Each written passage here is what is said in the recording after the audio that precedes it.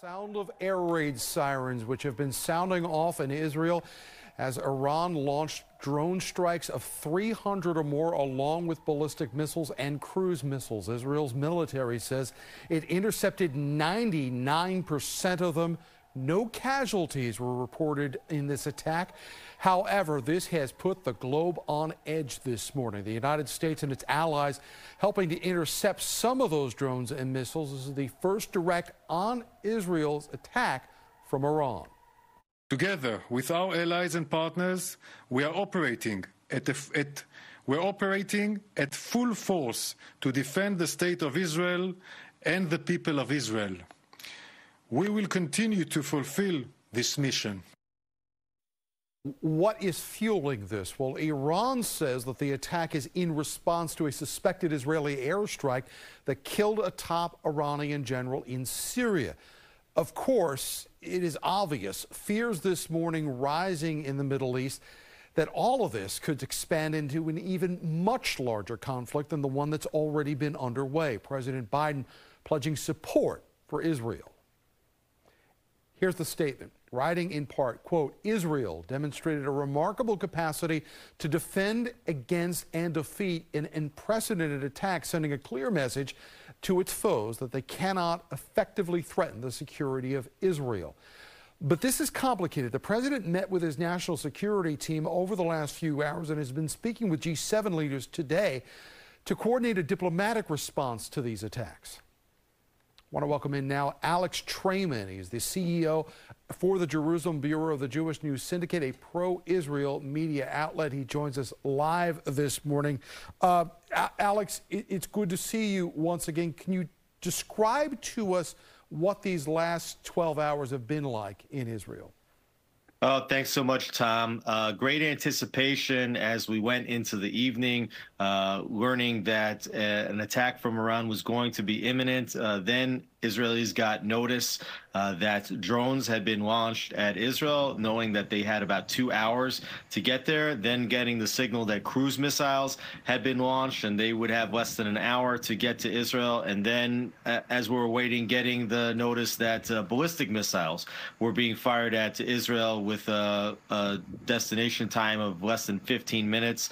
We saw overhead in Jerusalem a massive fireworks like the type you're looking at now. I was able to see it right outside my apartment, almost right overhead. And that started before the air raid sirens even went off. And so then myself, my wife, my 5 children, we got into the safe room, but tremendous anxiety in Israel, waiting to see what was going to happen, if those missiles were going to be successful in hitting their targets, or if the IDF and others were going to be able to shoot them out of the sky. Alex, you just said something there that, you know, matter-of-factly, that you got into your safe room. I don't know that a lot of people understand. That's a standard room in a lot of Israeli homes now. You have to have this because of nights just like the one you just had. Yeah, all new construction in Israel has a safe room. There are still many houses and apartments in Israel that do not have them, so people would have to run out of their houses into bomb shelters. But shelters are a part of the residential equation here in Israel to protect exactly against an attack like this. But I must say that since the Gulf War, in which Iraq sent Scud missiles, we haven't seen an attack like this in years. This was definitely the most dangerous attack with the largest possible missiles sent at Israel. Unfortunately, the air defense systems were able to keep everybody safe. And that Iron Dome system proved its worth last night, along with the help from the U.S. and its allies. Alex, I want to pivot here to the political implications of this, because obviously, you know, we are aware that Benjamin Netanyahu has had domestic political problems himself in Israel. Israel has been pursuing this war against Hamas in Gaza and has faced criticism not only from the United States, but around the world. Does what has happened in the last 12 hours strengthen Netanyahu's position, or does it open him up to more questions about how he's been handling this crisis? I think it's important to separate these issues because Iran has been perpetrating this war against Israel for decades, really, both in building illicit nuclear weapons, which it's right on the edge of having, and also funding all of these terror proxies and creating a ring of fire, an axis of terror proxies around the state of Israel. Netanyahu certainly has been under domestic pressure in the last months, even in the last years. We've had 5 elections in the last years.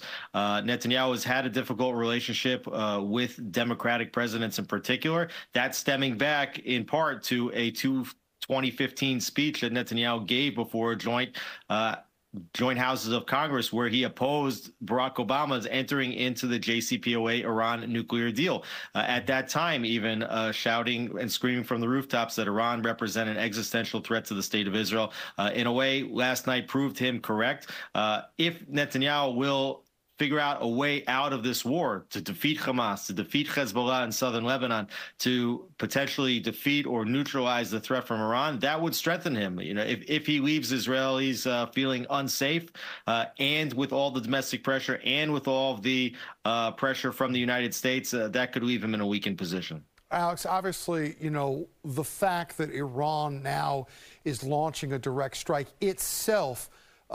Previously, there had been widespread reporting that, Iran was the proxy that was, propping up Hamas. So does this represent, in your view, a dramatic change in what Israel's been facing now that Iran itself is attacking? This definitely was a dramatic escalation. However, it should never have been an acceptable status quo that Iran was able to provide funding and weapons to all of these proxies, which are literally right on Israel's doorstep. Iran provides 93% of Hamas's military budget. Hamas sitting basically right on the edge of Israel in Gaza. Hezbollah, a much larger force in northern Lebanon, which was firing into Israel last night as well. Israel firing back into southern Lebanon last night as well, posing a much greater missile threat. They have over 200,000 missiles pointed at Israel, almost all of them coming from Iran. Iran has destabilized the entire region.